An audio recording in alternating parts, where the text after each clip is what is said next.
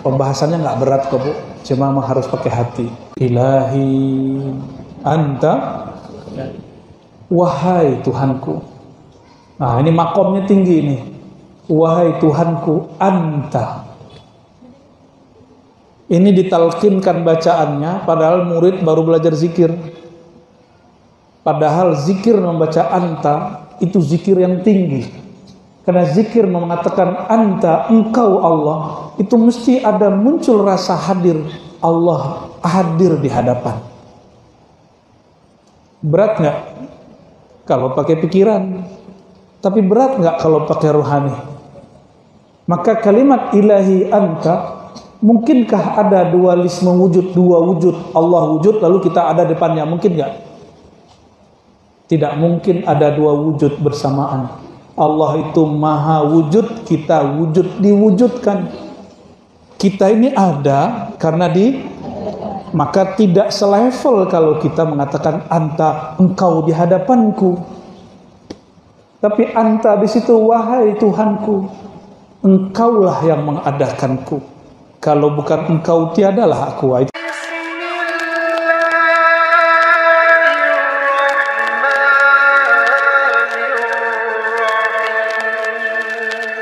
Tema kajian kita tentang ilahi anta maqsudi wa ridhaka matlubi a'tini muhabbataka wa ma'rifataka.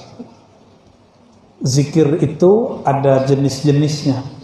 Ada zikir yang disebut zikir pujian. Contohnya alhamdulillah, Allahu la ilaha, itu namanya zikir pujian. Ada juga modal zikir-zikir yang lain. Ini banyak macam-macam zikir, dari sekian jenisnya ada namanya zikir riayah. Apa bahasa Arabnya? Riayah itu kalau diterjemahkan secara bebas, zikir sugesti. Zikir apa? Ternyata sekarang kalau mau mencari sugesti, orang ikut training daripada motivator terkenal, dan satu orang mesti bayar sekian juta. Bener nggak? Bener ya? Ada nggak yang bayar ajengan aset? Masing-masing datang 1 juta. Cukup dibayar pakai TKS. Terima kasih ajengan. Ya. Udah kenyang belum ajengan? Diterima kasihin. Itulah bedanya. Itulah bedanya orang ngajarin nama Allah dengan orang yang ingin memperkaya dirinya. Ya motivator kalau emang dia sudah kaya, ngapain dia buat training? Mohon maaf ya motivator ya. Kok berbayar? Tapi kalau emang dia membagi ilmunya, nggak usah berbayar. Harusnya. Seperti guru-guru tidak berbayar. Cuma keikhlasan murid aja hadiah yang mereka terima.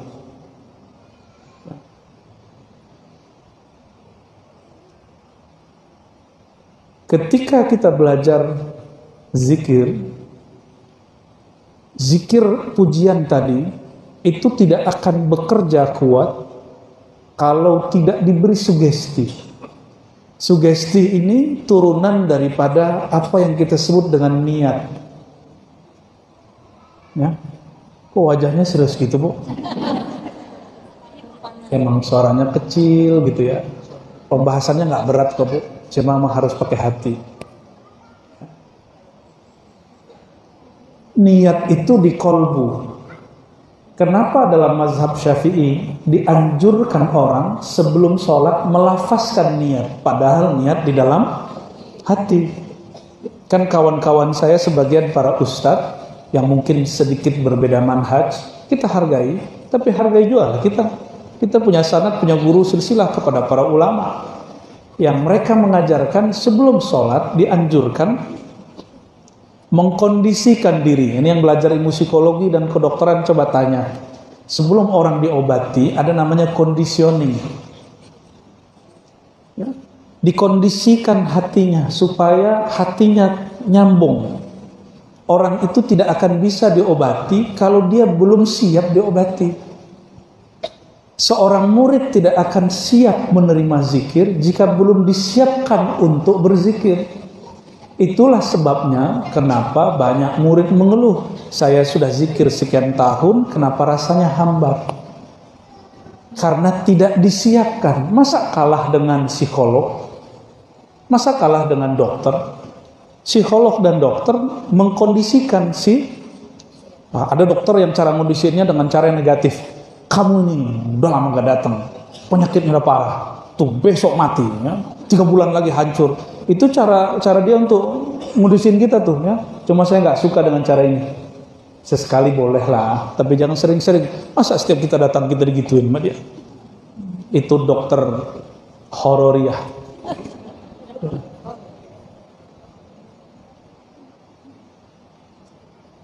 Tapi kalau dokternya gini gimana? Aduh, kemana aja mas, kemana aja mbak, nggak sayang sama badan. Ini titipan Allah loh. Waduh, kita ceramain, wah seneng. Belum kasih obat udah sembuh. Benar nggak? Iya aja. Ada yang disebut tadi zikir apa? Zikir riayah. Zikir riayah sugesti untuk menjaga frekuensi pikiran dan kolbu supaya nyambung. Apa bentuknya? Bentuknya melafazkan niat, melafazkan kata-kata yang membuat jiwa kita siap. Dahulu guru daripada Imam Junaid al-Baghdadi diajar sewaktu kecil oleh gurunya, dan gurunya juga diajar sewaktu kecil oleh guru-gurunya. Guru-guru begitulah mereka. Satu kalimat. Kalimat ini dulu dipakai dalam thariqah, lalu sekarang diganti. Dan yang kalimat itu dipakai untuk menyelesaikan masalah yang lain dalam thariqah. Jadi yang sekarang dibaca ilahi anta maksudi, dulu nggak itu bacaannya. Dulu sebelum murid tidur, diajarkan murid kamu baca sebelum tidur, Allahu ma'i. Apa arti Allahu ma'i? Allah bersamaku. Allahu syahidi, Allah menyaksikanku. Allahu naziri, Allah sedang mengawasiku. Kata gurunya, kamu baca ini sirri sakti, ya, disuruh sama gurunya, kamu baca ini sebelum tidur 7 kali tiap malam. Dia bacalah 7 kali setiap malam. Lalu teruskan 40 hari. Datang lagi gurunya, teruskan sampai setahun. Apa kata si anak muda ini yang kemudian dikenal dengan wali kutub sirri sakti dan imam-imam yang lain mengikutinya? Aku kemudian merasakan nikmatnya baca nama Allah. Allahumma Allah bersamaku. Cuma dibaca sebelum tidur. Tadinya cuma 7 kali, jadi 40 kali, jadinya tidak terhingga. Mereka baca. Nah, zikir ini disebut zikir apa tadi? Riayah. Sampailah di masa beberapa abad setelah mereka muncul namanya Imam Abdul Khaliq Al-Wujdawani. Lalu imam-imam penerusnya. Ketika ada seorang syekh namanya Kashghari, dia masih muda, dia kalau zikir nggak nikmat. Datanglah kepada gurunya yang bernama Bahauddin Alauddaulah. Seingat saya ini ada dalam kitab Rasyahat Ainil Hayat Silsilah Naqsyabandi. Lalu gurunya mengatakan, kamu baca ini mesti membuang pikiranmu kecuali hanya Allah Subhanahu wa ta'ala. Tapi kata beliau, kamu gak akan sanggup kecuali Allah memberimu pertolongan yang disebut jazbah. Nah, kalimat ini mungkin gak akan dipahami. Lalu si murid mulai baca ilahi anta maksudi terus sampai kemudian ini menjadi doa sugesti setiap murid yang sekarang mau zikir la ilaha illallah atau Allahu Allah. Jadi apa guna baca ilahi anta maksudi? Sebelum kita buka maknanya, memberi sugesti ke dalam diri, lalu mengkondisikan batin kita supaya siap menghadap Allah Subhanahu. Jadi bacaan-bacaan begitu bukan untuk dilagu-lagukan, tapi untuk dikondisikan, ditancapkan ke dalam diri. Apa yang dibaca? Ilahi anta Ya. Wahai Tuhanku. Nah, ini makomnya tinggi nih. Wahai Tuhanku, Anta. Ini ditalkinkan bacaannya, padahal murid baru belajar zikir. Padahal zikir membaca Anta itu zikir yang tinggi. Karena zikir mengatakan Anta, engkau Allah, itu mesti ada muncul rasa hadir. Allah hadir di hadapan. Berat nggak kalau pakai pikiran? Tapi berat nggak kalau pakai rohani? Maka kalimat ilahi anta, mungkinkah ada dualisme wujud, dua wujud, Allah wujud lalu kita ada depannya, mungkin nggak?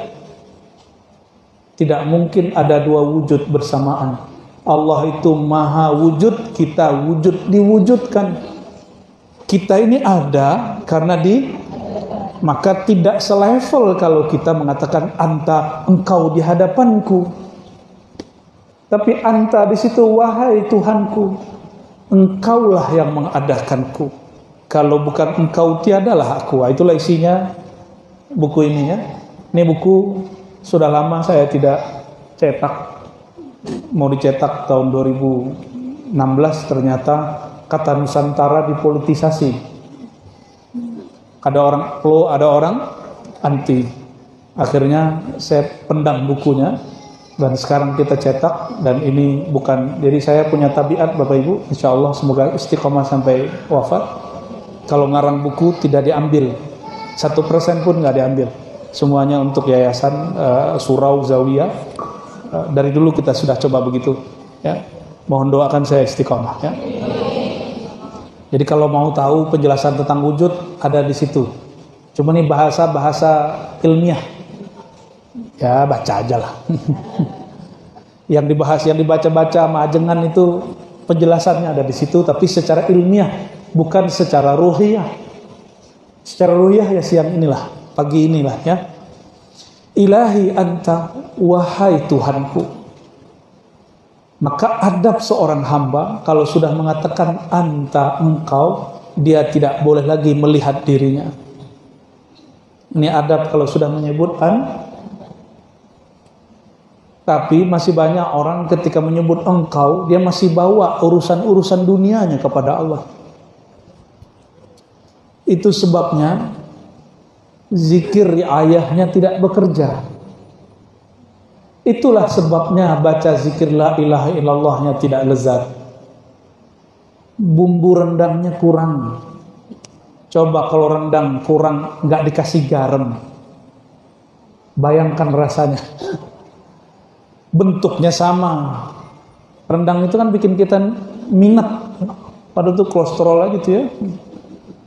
Tapi kalau kurang garamnya, kita icip sedikit kita nggak minat. Inilah yang terjadi pada orang yang berzikir tapi bumbu zikirnya tidak dia siapkan. Sedikit masalahnya. Ya.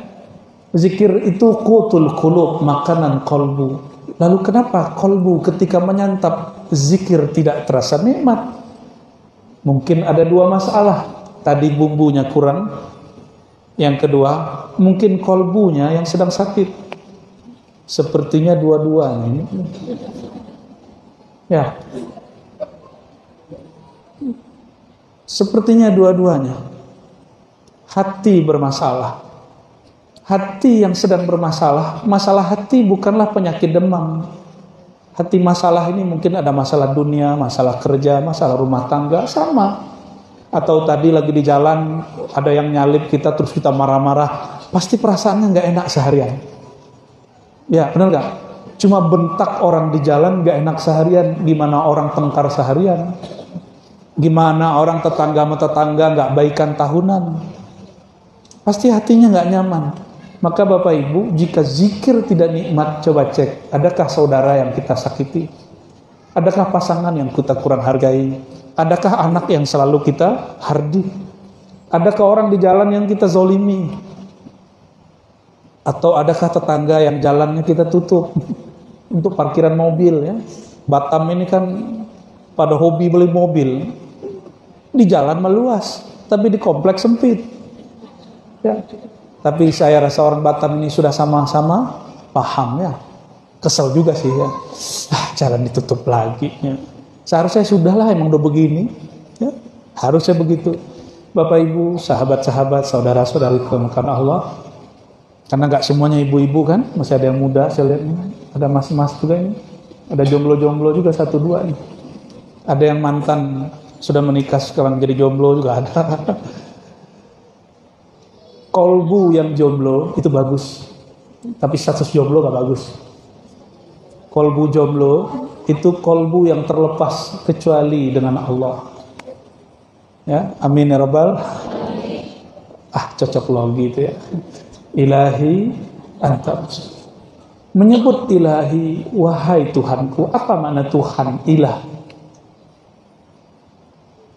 Ilah itu lain maknanya dengan Rabb, meskipun sama-sama Tuhan dalam bahasa Melayu.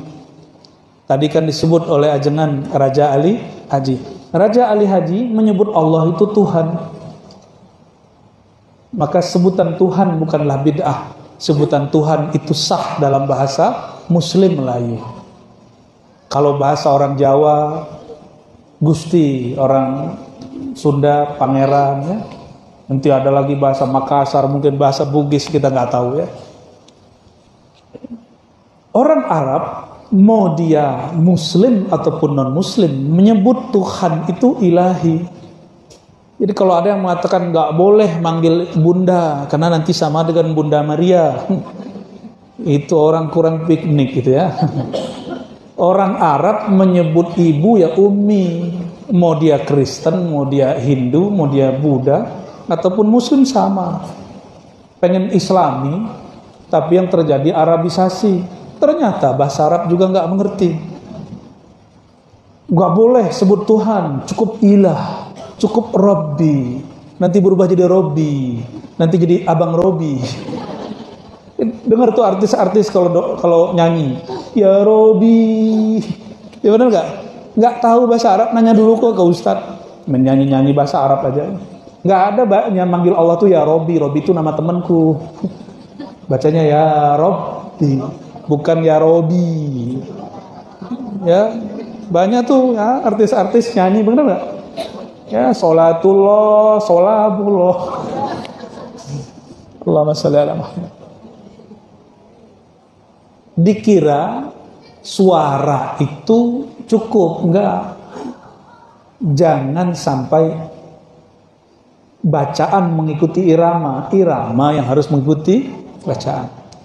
Dalam ajaran Kristen Arab Lebanon, ketika Sayyidina Isa meninggal, bukan disalib, Sayyidina Isa dalam bahasa Arab orang Lebanon nih, ilahi ilahi lima sabaqtani lima taraktani, pakai ilahi.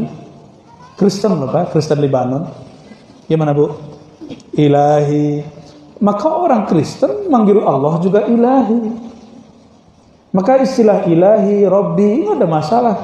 Yang paling dimurka Allah bukan orang Kristen atau orang Buddha atau Muslim yang maksiat, musyrik, bukan. Yang paling dimurka Allah itu iblis. Iblis manggil Allah gimana? Robbi. Benar nggak? Kita kan kalau doa minta ilmu, Robbi zidni ilma. Benar. Robbi, Tuhanku. Ilahi, Tuhanku. Nanti kita jelaskan maknanya. Iblis juga memanggil Allah Rabbi, anzirni ila yaumi yub'atsun, wahai Tuhanku penciptaku, tundalah umurku. Jadi nggak ada urusan masalah status agama menyebut Allah dengan Rabbi, dengan ilahi, dengan istilah Tuhan ataupun Gusti Pangeran. Ya, nggak ada masalah ya. Jadi tolong dikelirkan, jamaah kita mesti juga mengerti persoalan bahasa. Ya. Itu yang pertama. Yang kedua, apa beda antara ilahi dan Rabbi? Ilahi berarti Tuhan yang bersifat maha suci dari semua gambaran pikiran. Tuhan yang berhak dituju, Tuhan yang berhak dicinta. Allah itu cemburu jika ada orang mau bekerja, berangkat pagi pulang sore, Tapi Allah melihat orang ini tidak mau zikir meskipun cuma setengah jam di atas sajadah sehari. Allah cemburu. Kenapa? Kenapa hambaku ini? Fasilitas duniaku sangatlah banyak, tapi ketika aku suruh dia zikir banyak-banyak, dia setengah jam pun tidak mau duduk. Ketika dikatakan kamu kerja di sini dapat gaji sekian, dia berangkat dari pagi pulang pun sore. Allah cemburu. Kalau ibu-ibu cemburu sama bapak-bapak gimana? Labrak langsung ya. Kalau ibu-ibu ini cemburu, ngeri ya. Kami laki-laki lemes langsung. Kejantanan kami hilang. Laki-laki ini kan kuat. Giliran istrinya marah, ciut juga kita ya. Itu rahasia kita ya Pak ya.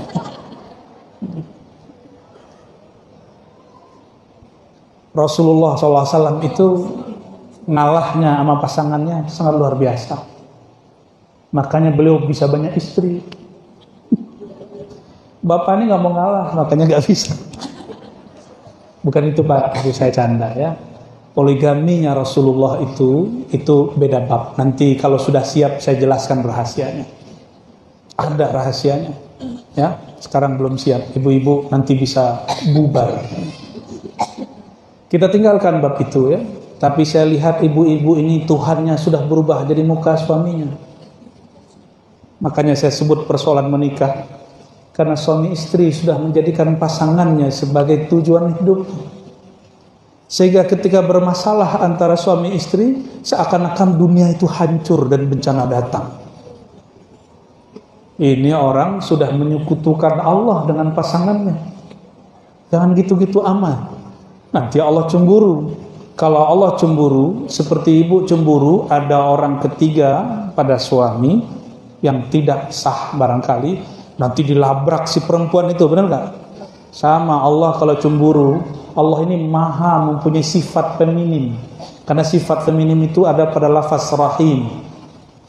Rahim itu feminim, Bu. Maha penyayang, maha keibuan. Itu makna dari rahim, itu makna hadis qudsi. Allah itu maha pecemburu. Itu kalau cemburu, misalnya Allah cinta kepada Bang, namanya siapa Bang? Lupa Bang, aku Bang. Bang Jack, oke. Bang Jack ini Allah suka sama dia. Tapi ternyata dia sibuk main handphone terus. Nanti handphonenya akan Allah setting, ditakdirkan hang. Masih mending. Besok-besok ditakdirkan pecah belah dua. Allah tidak mau diduakan dengan handphone. Itu sebabnya ada Habib Majzub di Jakarta sana. Rohaninya sudah fana, sudah lenyap di dalam nama rahimiyah Allah. Itu kalau ketemu ada orang, dilihat orang itu sudah menyekutukan Allah, membuat bandingan Allah dengan apa? Jika orangnya datang, dia cinta sama mobilnya dicoret-coret. Jika orang ini datang, dia sangat sibuk sama urusan mukanya dicoret. Jika ada orang yang datang sibuk dengan simbol-simbol organisasinya, itu simbol-simbolnya disemprot pakai cat. Karena beliau hukum dirinya bukan hukum syariat, hukum mahabbah, hukum cinta. Maka dia cemburu kalau ada orang menduakan Allah Subhanahu wa taala dengan simbol, dengan ini dan itu. Ada loh wali begitu di Jakarta ya. Dan itu jangan ditiru, itu cukup beliau aja. Yang wali begitu dia aja, yang begitu nggak usah banyak-banyak. Kalau di Batam ada, nanti kita lagi pengajian repot Pak nanti ya. Cukup beliau 1-2 aja di dunia ini. Ilahi berarti wahai zat yang mana dia berhak paling dicintai. Itu mana ilah. Ilahi itu juga diartikan sesuatu yang hati kita paling condong kepadanya. Dalilnya mana? Surat, ini banyak di Quran, bukan satu malah, ada beberapa. Kata ilah itu dibandingkan dengan hawa. Afara'aita man ittakhadha ilahahu hawa. Apakah engkau melihat orang yang menjadikan hawanya, keinginannya sebagai ilahnya, sebagai tujuannya? Maka ilah itu artinya yang maha dituju, yang maha Tuju itu bukan bahasa Indonesia Bapak Ibu, itu bahasa Melayu lama, artinya sesuatu yang dicinta. Coba tanya sama orang tua-tua dulu, kamu tuju nggak sama si Anu? Tuju itu artinya suka. Tujuan, nah sekarang sudah berganti makna, ya. Maka ilahi, wahai yang maha berhak dituju, dicinta, anta maksudi, tolong bantu aku ya Allah untuk menjadikan hanya engkaulah maksud tujuanku. Itu maknanya ya. Jadi itu minta doa. Allah tenang. Mana yang disembah? Yang dituju apa? Ketenangan atau Allah? Benar. Saya lihat banyak yang datang ke majelis cari ketenangan, bukan cari Allah. Betul. Karena kita menuhankan yang namanya ketenangan, maka Allah tidak kasih ketenangan di tempat namanya disebut. Padahal harusnya apabila disebut namanya, kolbu menjadi tenang. Allah ingin ajarkan ini orang, tenang itu ciptaanku, tenang itu makhlukku. Janganlah engkau tuju dia, tujulah aku. Maka kalau zikir kadang tenang, kadang tidak. Sudah zikir 1000 Allah, Allah, kok kadang-kadang tenang, kadang-kadang tidak. Kenapa enggak mesti zikir langsung tenang? Suka-suka Allah yang menciptakan ketenangan. Seandainya Allah boleh dipaksa, seperti kita kemudian bertransaksi, kita bayar, nanti dia kasih barangnya. Enggak begitu. Allah itu maha berkuasa, suka-suka dia. Jika dia izinkan saat hamba baca namanya tenang, dia tenang. Jika dia izinkan si hamba melayang pikirannya, melayang. Ini kebanyakan nih kalau lagi zikir melayang-melayang semua. Sampai di mana nih? Rata semua ya. Kidatnya nggak bisa bohong. Makanya ibu-ibu ini lebih senang pengajian dengan daripada zikiran. Karena kalau pengajian tahu-tahu udah 2 jam. Kalau zikiran lihat tasbih, baru 3 kali. Pas sudah, baru 33, kapan 100-nya gitu. Ya, kita sering hitung-hitung. Maka Allah pun perhitungan nama kita. Karena tenang itu ciptaan Allah, maka yang dituju cukuplah Allah sumber ketenangan. Gitu ya. Jadi ilahi anta maksudi ya Allah, bukan tenang bahagia yang aku cari. Yang aku cari engkaulah sumber bahagia dan ketenangan. Gimana? Orang kerja, misalnya anggap saya ini bos, orang kerja sama saya dengan orang jadi istri saya beda nggak? Orang ada anak saya beda nggak? Beda. Kalau dia kerja, ya dapat gaji. Tapi kalau istri saya, rekeningku, rekeningnya. Giliran rekening dia, kata Ustadz ahli fikih nih Bu ya, harta suami, harta istri.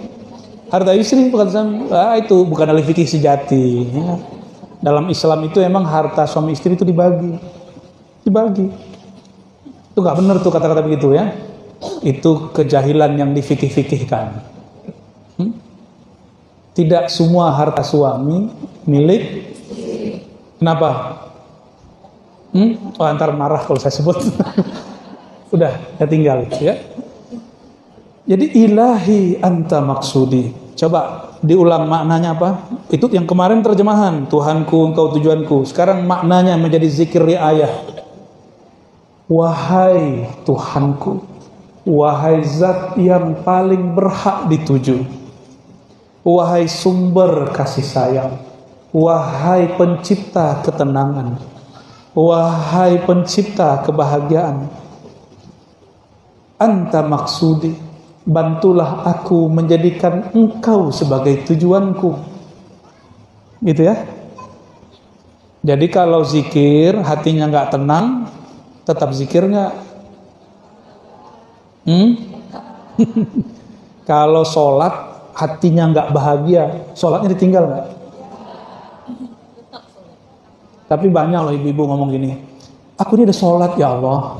Ke Ustadz ngomong, Ustadz aku di sholat Ustadz. Udah ikut pengajian Ustaz, udah ikut TKN Ustaz, sama ajengan Ustaz. Tapi kenapa aku yang diuji, bukan tetanggaku yang gak ikut ngaji? Benar gak? Oh banyak, itu bukan di Batam aja, di mana-mana. Ya. Jadi kalau ibu sholat supaya gak diuji gitu, zikir supaya gak diuji, gak usah zikir. Ya. Emang ada ayat hadis yang menyebutkan zikirlah kamu tidak diuji, ada nggak? Ini kalimat tolong diingat. Cobaan ujian itu hanya bagi orang yang menyimpan ego di dalam dirinya.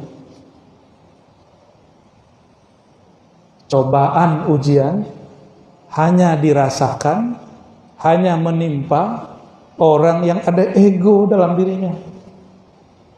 Ego kepada Allah ini yang paling bahaya. Keakuan, kedirian. Adakah orang yang lebih banyak diuji melebihi baginda Rasulullah SAW? Ada nggak Pak? Istri satu udah pusing kan?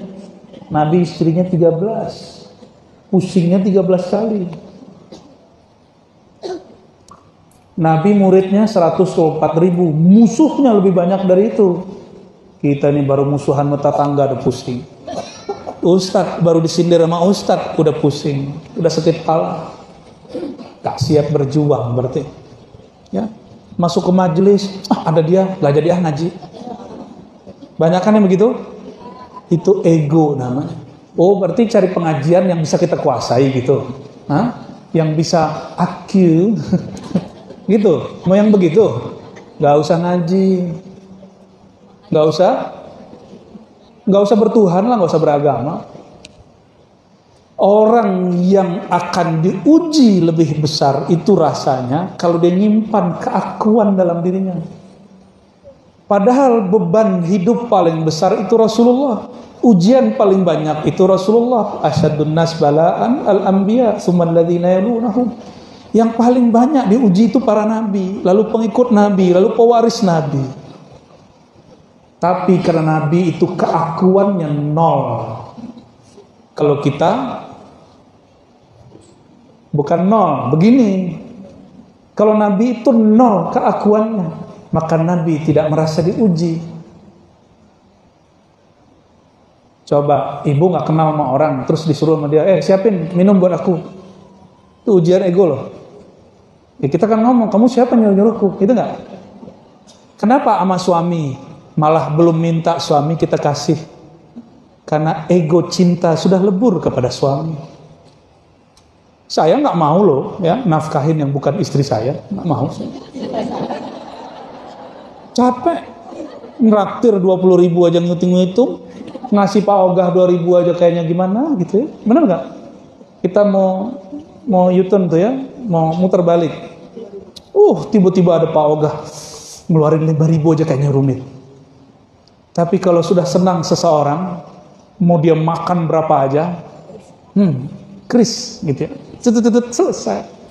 Ketika seorang yang kita suka mau bayar, dia bingung, udah dibayarin bang, senangnya bukan main. Kenapa ada orang mau berkorban begitu? Karena egonya beberapa sudah lebur kepada orang yang dia suka.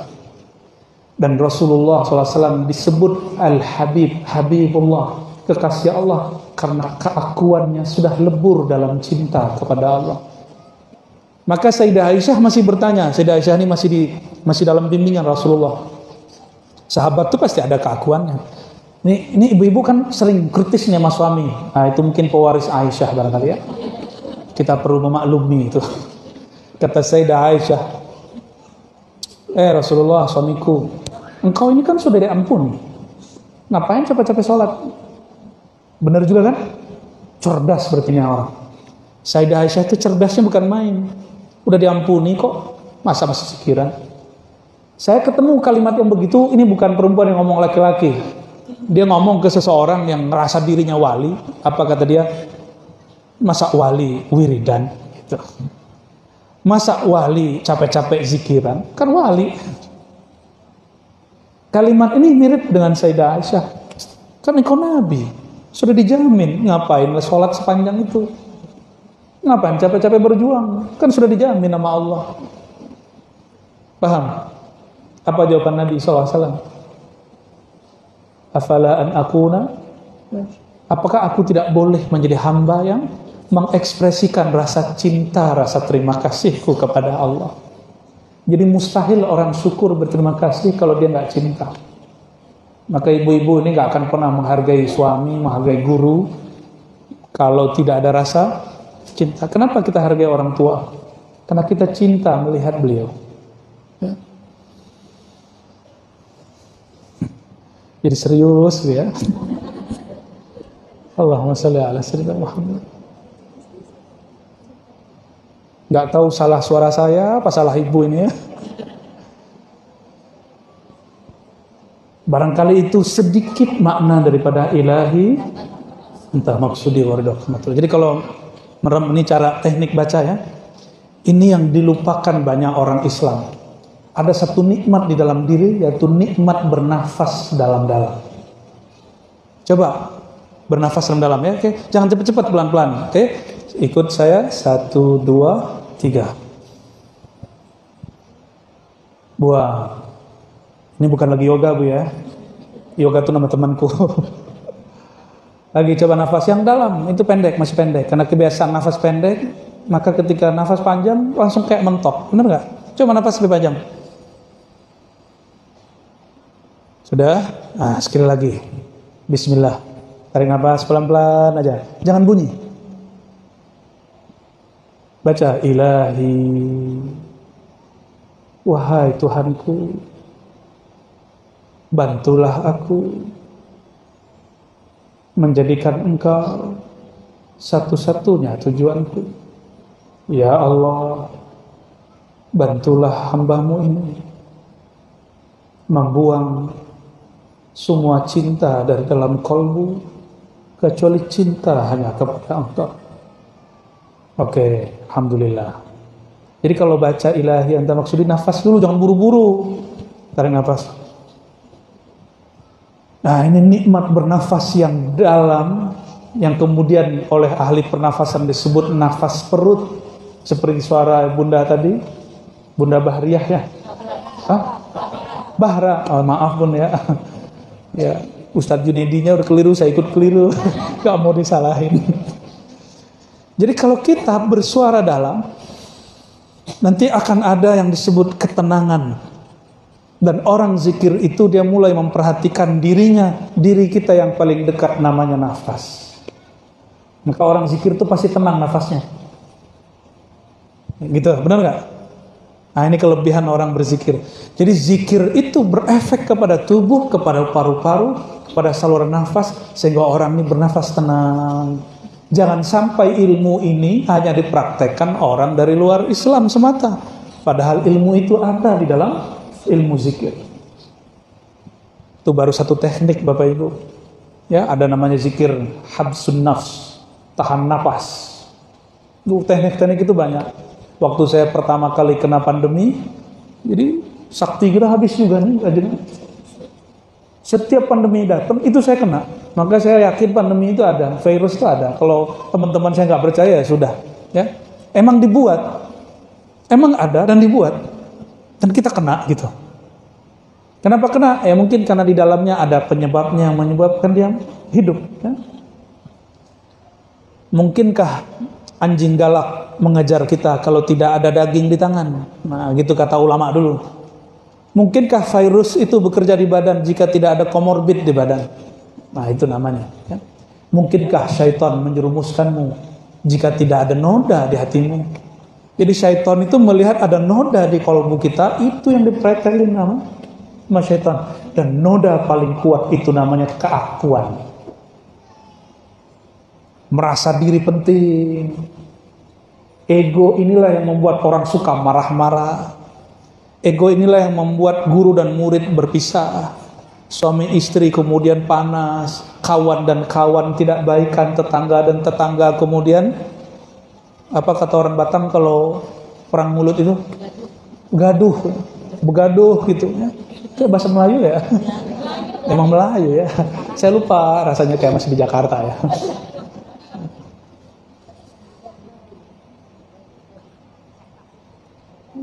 Bacakan.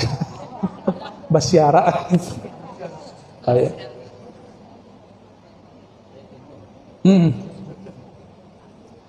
Ilahi anta maksudi. Jadi cara bacanya tarik nafas yang dalam pelan-pelan, lalu baca satu nafas, dimaknai di dalam hati. Lalu kalimat kedua, waridhaka matlubi. Ridho itu artinya kerelaan. Rela ini lain dengan pasrah. Rela itu menerima, tak bersyarat. Pasti yang di depan saya belum ridho sepenuhnya dengan orang tuanya, dengan saudaranya, dengan pasangannya, dengan tetangganya, dengan gurunya. Itu sebabnya ada anak tengkar dengan orang tua. Ada murid kemudian terlalu kritis kepada gurunya. Dalam secara keilmuan itu oke, tapi dalam ilmu tasawuf itu masalah. Dalam ilmu di kampus kami diajarkan untuk mengkritisi orang terdahulu, bahkan profesor kami sendiri. Tapi dalam tasawuf tidak. Karena tasawuf bukan ilmu akal, bukan ilmu kritik mengkritik. Tasawuf itu ilmu rohani, ilmu cinta. Pencinta tidak pernah mengkritisi yang dicintainya. Jadi kalau masih mengkritisi pasangan, berarti kita belum cinta-cinta amat sama dia. Kita masih bersyarat sama. Maka permintaan waridhaka matlubi ini permintaan besar. Ini bukan main-main. Ini ujung semua thariqah. Kita minta kepada Allah, ya Allah, terimalah aku tanpa syarat. Padahal kita ini banyak dosa. Jadi kita ini minta sama Allah nggak tanggung-tanggung, tapi giliran Allah menuntut kita sesuatu, kita bersyarat. Ya Allah, saya sholawat 1000, tolong kabulkan hajatku. Ini belum ridho. Makanya ada dua maqam, radiyah, mardiyah. Radiyah itu si hamba ridho kepada dirinya karena dia ridho kepada ilahinya. Karena si hamba belum ridho menerima Tuhannya, maka dia menuntut kalau zikir 165 berharap tenang, kalau khataman berharap hajatnya kabul. Dia masih bersyarat bertuhan, belum betul-betul ridho bertuhan. Kalau kita bersyarat kepada Allah, kata Imam Nata'ilah, jika engkau bersyarat kepada Tuhanmu, fa anta matlubun, maka engkau dituntut bil juhdi. Ya. Apa bil juhdi itu? Kesungguhan. Mesti sungguh-sungguh. Tapi kita kan banyak minta diskon sama Tuhan. Oleh karena itu, kata Imam Bahauddin Naqsyabandi, Syah Naqsyabandi, apa kata beliau? Ini bukan menunjukkan thariqat yang paling hebat, bukan. Tapi di masa itu thariqat yang ada, thariqat beliau di Uzbek. Syekh Omar Khalwati sudah wafat, maka beliaulah yang kemudian mengembangkan ilmu zikir. Kata beliau, thariqatuna nihayatut turuq. Thariqat ini, cara ini bukan kenaqsyabandiannya, bukan, tapi metode ini. Sekarang orang salah paham, dikira Naqsyabandi begitu. Itu nama kelompok, bukan. Manhaj sistem berzikir dengan cara ini, apapun aliran thariqahnya, inilah nihayatut turuq, inilah ujung dari semua thariqah. Thariqah itu ujungnya keridhaan Allah Subhanahu wa taala. Gimana? Jangan buat khatam di sini. Pesantren ya, buat zikir di sini. Pasti banyak jamaah datang ke majelis zikir karena ada hajat, benar nggak? Itu bagus, tapi kurang sempurna. Untuk pemula biarin, kita biarkan aja. Tapi untuk orang yang sudah ingin menempuh jalan menjadi salik, menjadi orang yang ingin bertemu jalan kepada Allah, maka ini mazmum, ini tercela. Itu sebabnya mesti punya mursyid. Sekarang banyak orang masih muda, saya juga masih muda, tapi saya ngaji ini sudah tua. Ya, ini bukan pamer, tapi tahadus bin nikmah. Umur 9 tahun sudah dengar orang ngaji hikam, umur 11 sudah ngaji kitab hikam, Umur 13 sudah suluk, alhamdulillah, dan sampai hari ini tidak berhenti saya suluk. Saya masih suluk Bapak Ibu, dan tidak berhenti cari mursyid. Walaupun sudah dapat izin mendirikan zawiyah, tetap bulan Ramadan kita buat suluk. Tapi saya tetap berguru kemanapun, karena ilmu Allah tidak terbatas. Kata para imam kita, Syekh Abdul Qadir Jilani dan Sidi Ahmad Rifai, man alimallah, siapa yang sudah kenal Allah, alima, dia akan sadar, anna hazal ilm, anna hazil ma'rifah bahrun la sahilalah. Kira-kira begitu kalau diterjemahkan dengan bahasa umum. Ini adalah samudra tanpa ujung. Samudra tanpa ujung. Kalau Selat Melaka masih ada ujungnya, masih kelihatan ujungnya. Ini nggak ada ujungnya. Maka orang bermakrifat itu ilmunya nggak putus-putus, terus menetes di dalam kalbunya. Maka kitab-kitab lama itu nggak boleh berhenti, dia mesti dilanjutkan dengan kitab yang baru. Waridha kama tulubi, ridhamu ya Allah yang kami pinta, yang kami mohon. Maka ini puncak dari orang berthariqah. Itulah yang disebut tasawuf. Manhaj ini adalah ujung dari semua thariqah. Oleh karenanya saya ketemu Mursyid Syazili, dia baca ilahi anta maksudi. Saya ketemu Qadiri, dia baca ilahi anta maksudi. Ketemu orang Thariqat Samania, ketemu Thariqat macam-macam, dia baca ilahi anta maksudi. Jadi ini kalimat sembarang atau gimana? Ini istimewa. Ya.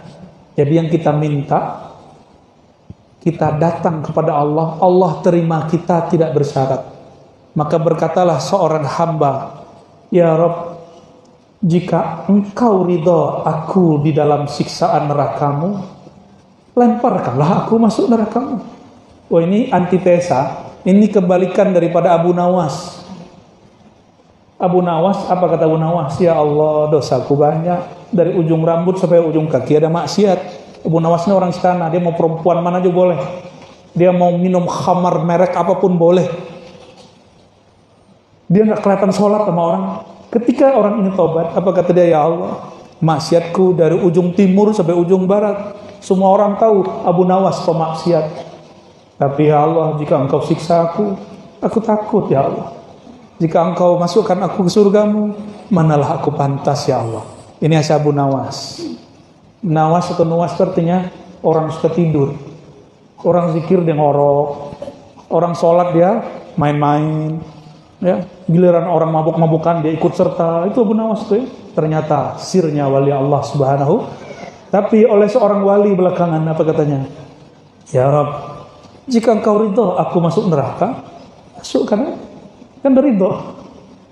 Kalau Allah sudah ridho masuk api neraka, Allah ridho dengan Nabi Ibrahim. Nabi Ibrahim terbakarkah oleh api? Ini tips kalau punya guru, punya pasangan, punya anak, punya pekerjaan, punya masalah. Ya Allah, jika memang jalan bermasalah, ini jalan yang kau pilihkan, aku ridho. Bisa nggak begitu? Pasti masalahnya selesai. Besok ada lagi, begitu lagi. Masalah itu baru selesai kalau nyawa berpisah dari badan. Mau selesai nggak masalahnya? Saya anterin ke lantai yang paling tinggi. Nanti satu-satu saya suruh terjun. Terjun. Tapi tanggung sendiri. Ya, orang yang mati bunuh diri itu orang yang paling dihina di akhirat. Mau begitu? Masih sayang sama badan gitu. Ya. Jadi sunnatullah hidup ini mesti ada masalah. Ini yang pernah saya sebutkan dulu. Ketika Imam Sufyan berkata kepada gurunya, wahai tuan guru, kenapa banyak masalah? Kenapa tetanggaku bermasalah? Kenapa pasanganku bermasalah? Kenapa anakku bermasalah? Kenapa murid? Semua masalah. Gurunya panggil, sini kamu. Mau gak aku antar ke tempat yang gak ada masalah? Boleh. Diantar ke pemakaman. Masuk situ tuh. Setelah itu Imam Sufyan mengatakan, bagiku masalah itu adalah anugerah. Berganti kalau orang sudah cinta. Bikinin kopi untuk orang gak dikenal mesti bayar dulu baru kita mau. Itulah jadi kafe. Ya kan gak mau kan disuruh-suruh cowok mana yang gak jelas, kamu buatin, gak mau kan? Tapi ketika sudah sayang cinta, kita masakin nasi, dia masih tidur. Kita buatin kopi, dia baru mandi. Kenapa mau? Itu kan ego itu. Gengsi loh Bapak Ibu. Ya, gengsi loh begitu. Kami ini juga gengsi kerja. Capek-capek kerja makan Ibu. Gengsi loh. Makanya mesti dilebur pakai akad. Aku terima nikahnya. Jadi baru enak.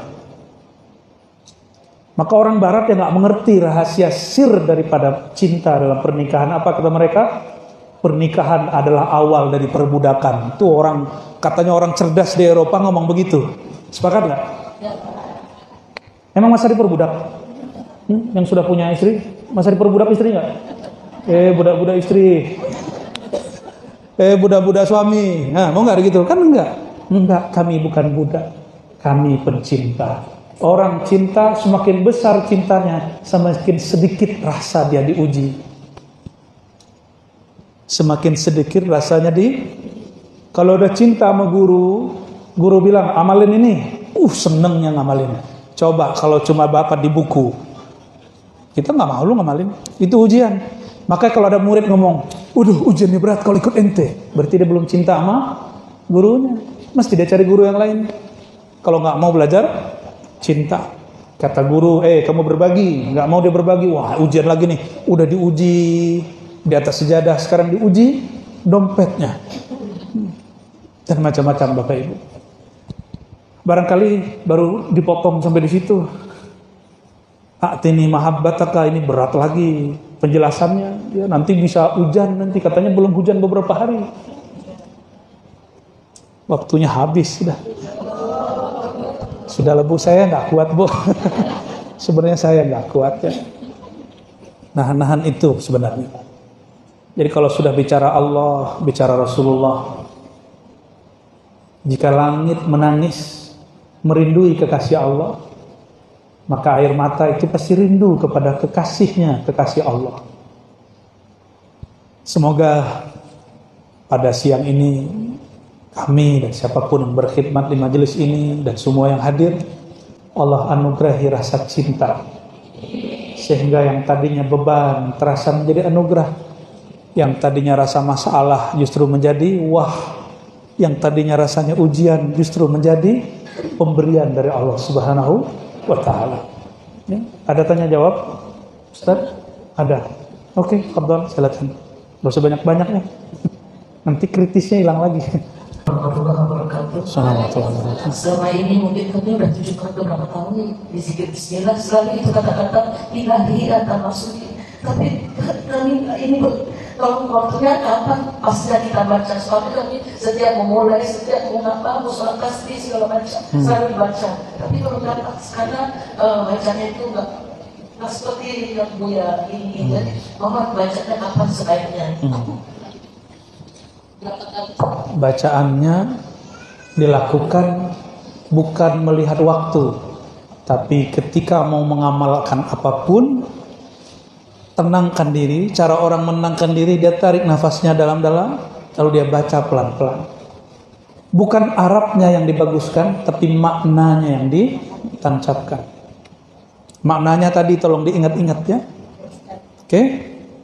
Gitu Bu ya. Mau sholat kah, mau ngapain kah bebas.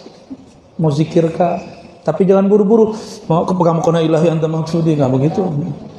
Berdiri dulu sebentar, tenang dulu. Ya, baru kemudian narik nafas, baru baca ilahi anta maksudi. Ya. Itu kalau bisa diamalkan, orang yang bernafas rileks setiap hari, dia sudah melakukan yoga abadi. Kan ada orang latihan yoga nih. Wah, itu latihan. Bagi saya yoga abadi, latihan tirakat sejati, itu ada pada menjaga nafas bersama Allah Rabbul Izzati. Ya. Bismillahirrahmanirrahim.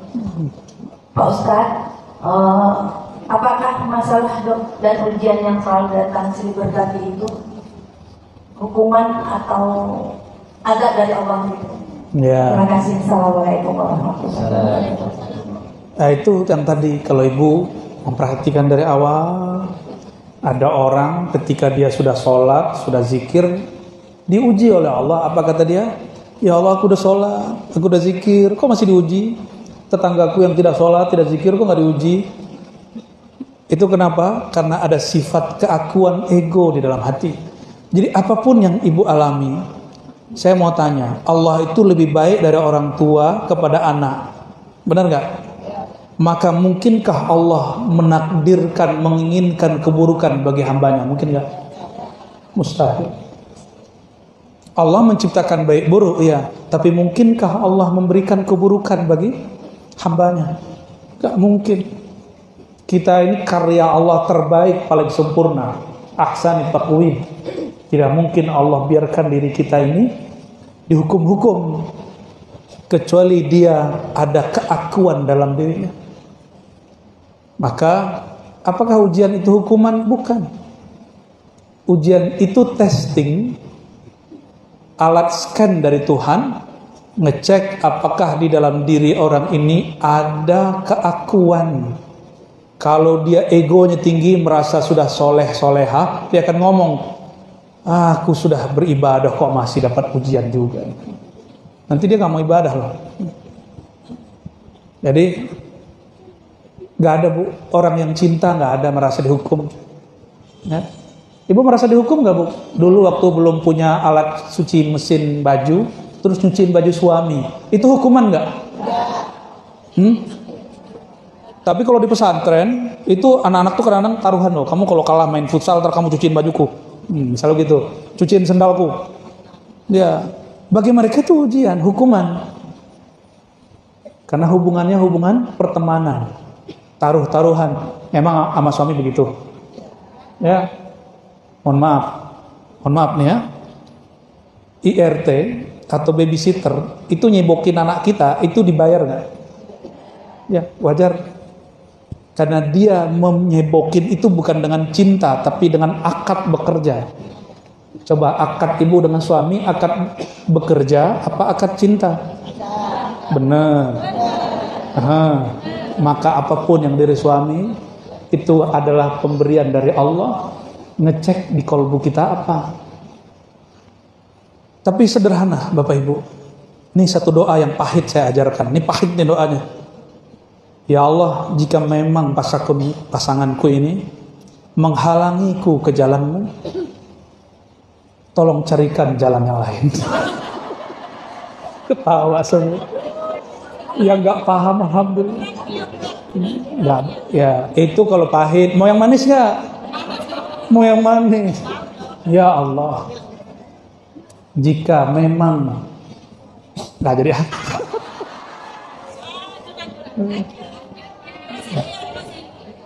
Itu doa istikharah yang diulang. Doa istikharahnya telat sih. Dulu nikahnya gak pakai istikharah sih ya. Dulu istikharah gimana kalau doa istikharah? Ya Allah, jika dia memang jodohku yang baik, yang bisa mendekatkan diri kepadaku, tolong jodohkan aku dengannya. Jika ada pesaing, tolong pinggirkan. Emang begitu kan? Itu doa istikharah begitu. Tapi jika ya Allah, ini berat, ini paling berat. Saya paling berat baca doa itu ketika saya suka seseorang. Ya Allah, jika dia kurang baik bagiku, untuk agamaku dan akhiratku, maka tolong cabut rasa kasih sayang itu dariku dan jauhkan aku darinya, jauhkan dia dariku.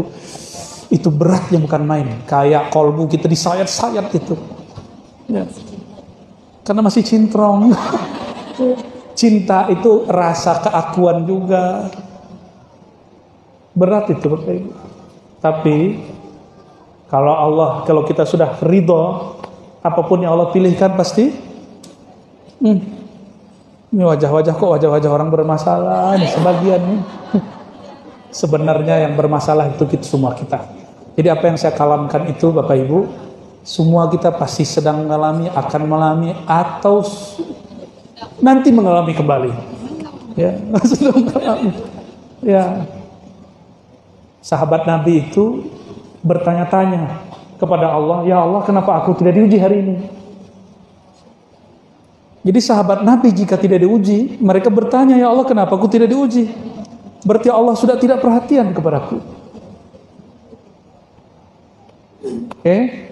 Maka undanglah ujian. Lama-lama dia akan menjadi pemberian.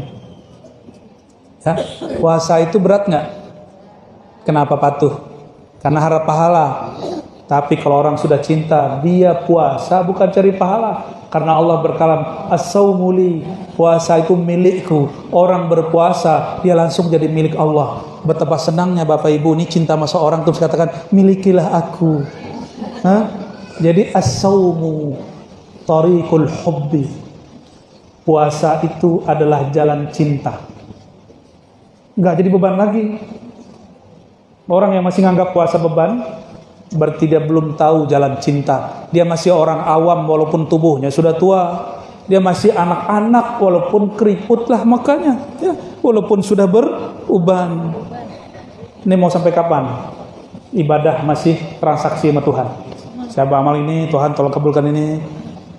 Orang begitu bocil, bocah cilik. Walaupun dia sudah punya cucu. Tapi kalau ada anak muda, masih belasan tahun, dia sudah faham. Menyembah Allah itu bukan karena kita pengen sesuatu, tapi karena patuh bertuhan. Itulah makna ayat penutup kajian siang ini.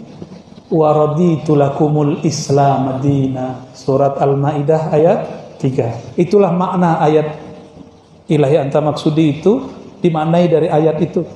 Wa raditu, dan aku relakan al-Islam, ketundukan kepatuhan sebagai agamamu. Jadi Islam artinya apa? Ketundukan dan kenapa dia tunduk? Karena dia sudah ridho mencintai Allah Subhanahu. Inilah rahasia. A'tini mahabbataka, ya Allah hadiahkan aku cintamu. Ini dibahas juga jadinya. Wa ma'rifatak, hadiahkan aku mengenal. Khatamlah doa riayah zikir ilahi anta maksudi waridhaka matlubi. Lanjut talqin. Talqinnya nanti sama ajengan ya, atau sama wakil talqin. Semoga kajian ini diberkahi Allah ya. Cukup. Masih ada lagi ya. Saya mau jalan lagi di sini ya. Ya, kami masih ada agenda satu lagi. Ya, masih ada agenda satu lagi. Nanti kalau nanya pakai kertas, kan saya sudah sampaikan tahun lalu ya. Tuh jadi marah kan. Kalau nanya pakai kertas gampang, nanti kita pilih ya. Semoga majelis bismillah ya diberkahi oleh Allah SWT, dijadikan majelis yang selalu bersamai nama Allah. Al-Fatihah.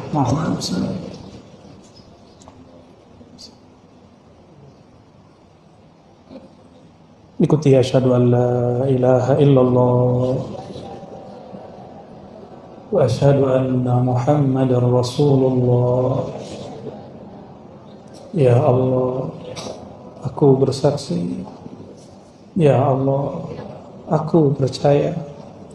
Ya Allah, aku yakin diriku, tubuhku, jiwaku, pikiranku, dari ujung rambutku sampai ujung kakiku, darahku, dagingku, tulangku, kulitku, dari nur Engkau, dari ciptaan Engkau, Nurullah, Nur Muhammad. Al-Fatihah.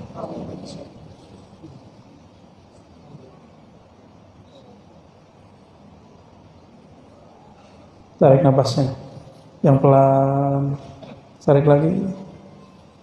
Ilahi anta maksudi wa ridhaka matlubi. Tarik lagi nafasnya, ikuti.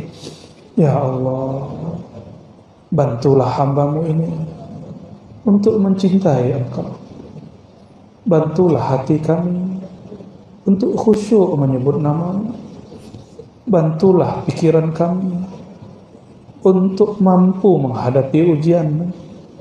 Bantulah jiwa kami untuk menghadapi cobaan-cobaan duniawi. Bantulah kalbu kami menyebut nama Engkau, berzikir kepada Engkau. Ilahi anta maksudi. Ya Allah, hanya Engkaulah yang pantas kami cintai.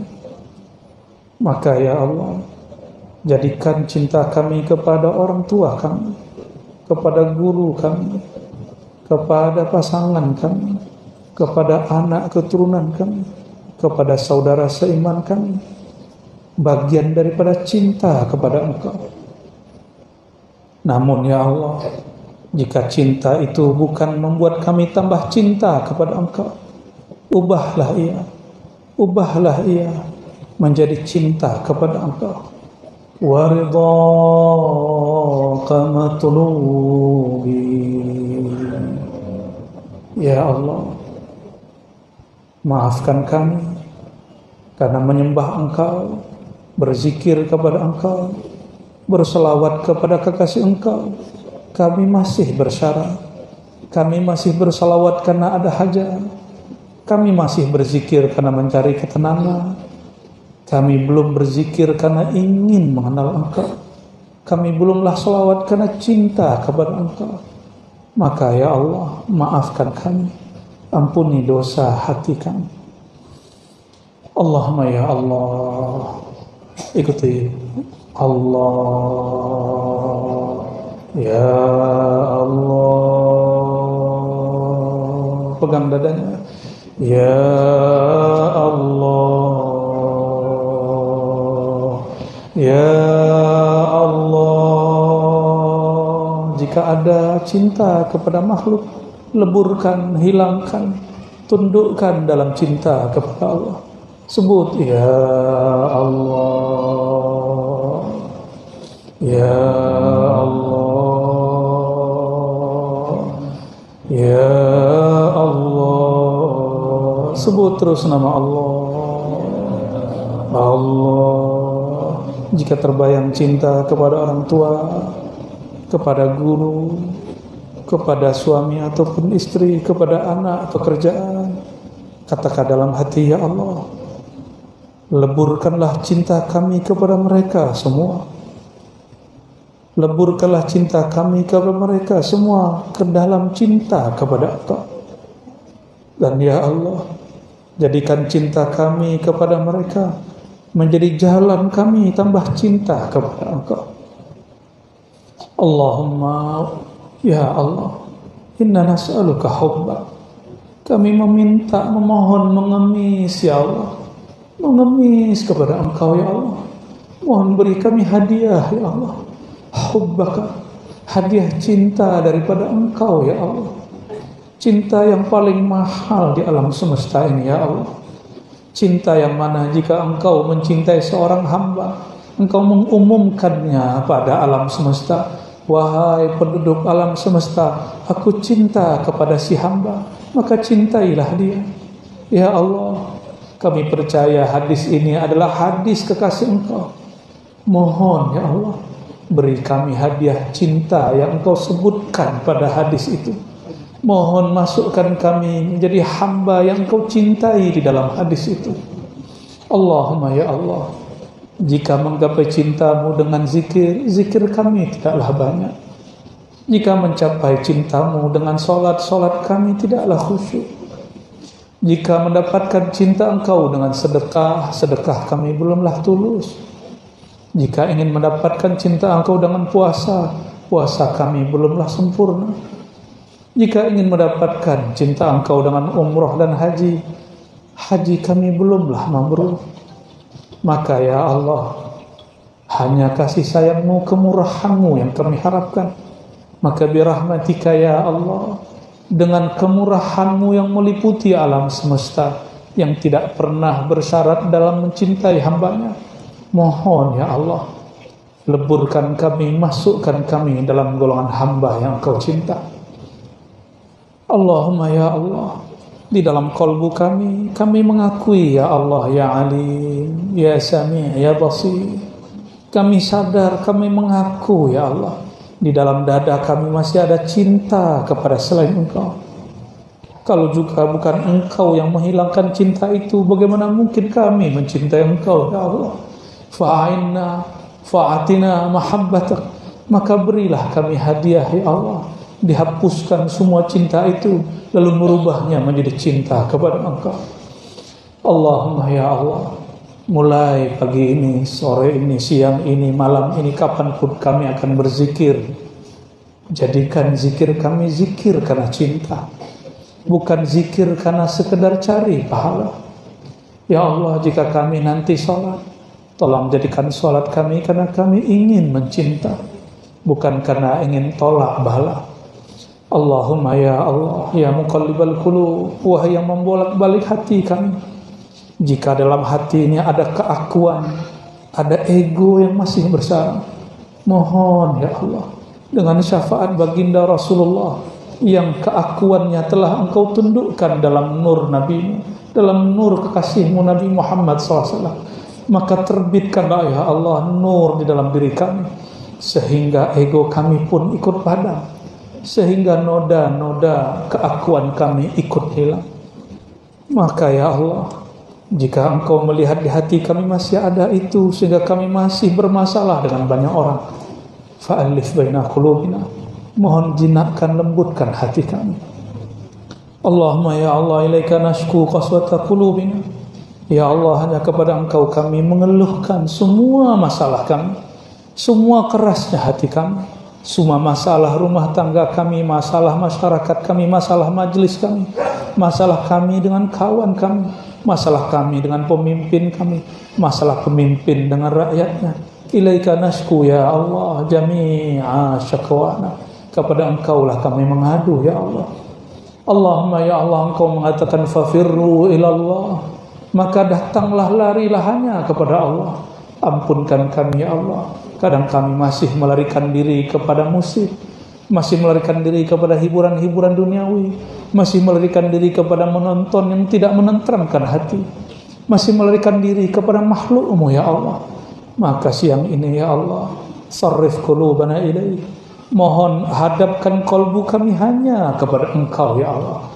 Terakhir kami bermohon ya Allah, atina fid dunya hasanah, berikan kami kebaikan di dunia dengan cinta kepada engkau, cinta kepada Rasul engkau, dan kebaikan di akhirat dengan syafaat dari Rasul-Mu dan terlindung dari siksa-Mu.